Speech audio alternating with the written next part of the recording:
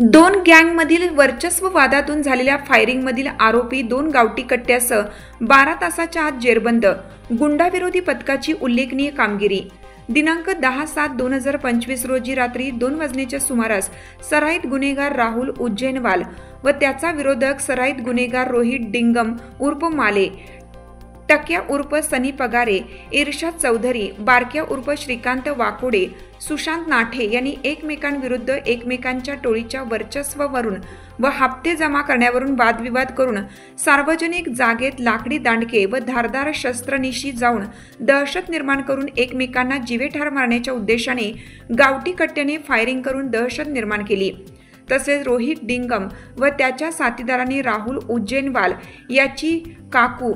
जसलीन हिच्या घरावर दगड व बियरच्या बाटल्या फेकून गंभीर स्वरूपाचा गुन्हा करून पळून गेले. म्हणून उपनगर पोलीस स्टेशनकडील गुन्हा रजिस्टर नंबर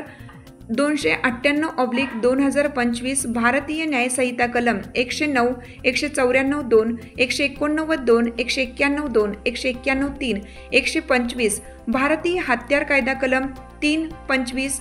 महाराष्ट्र पोलीस कायदा कलम 135 वगैरे प्रमाणे आज दिनांक 10/7/2025 रोजी गुन्हा दाखल होता. सदर गंभीर स्वरूपाचा गुन्हा करून सर्व आरोपी फरार होते. सदर गुन्हा 2 गँगमधील वर्चस्व वादावरून झाला असल्याने या गंभीर स्वरूपाच्या गुन्ह्यातील आरोपींना माननीय श्री संदीप कर्णिक पोलीस आयुक्त नाशिक शहर यांनी तात्काळ अटक करण्याबाबत गुंडाविरोधी पथकास आदेशित केलं.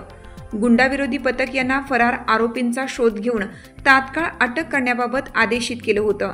त्या अनुषंगाने माननीय श्री संदीप मिटके सहाय्यक पोलीस आयुक्त गुन्हे यांच्या मार्गदर्शनाखाली गुंडाविरोधी पथकाचे 2 पथके तयार करून गुन्ह्यातील आरोपींच्या ठावठिकाणा व त्यांचे मित्र परिवार यांची माहिती काढण्यास सुरुवात केली असता गुंडाविरोधी पथकाचे प्रभारी सहाय्यक पोलीस निरीक्षक ज्ञानेश्वर मोहिते, पोलीस अंमलदार विजय सूर्यवंशी, प्रदीप ठाकरे, राजेश राठोड, अक्षय गांगुर्डे, गणेश भागवत, कल्पेश जाधव अशांना केरू पाटील नगर, जेल रोड, नाशिक येथे एक 4चाकी वाहन त्याची मागील काच फुटलेली अशी संशयितरित्या उभी असल्याचं दिसून आल्याने पथकाने सदर वाहनाजवळ कोणी आहे का म्हणून लक्ष ठेवून असताना थोड्या वेळात एक इसम गाडीजवळ आल्याने त्यास पथकाने शितापीने ताब्यात घेऊन विचारपूस केली असता तो गुन्ह्यातील आरोपी इर्शाद चौधरी हा होता.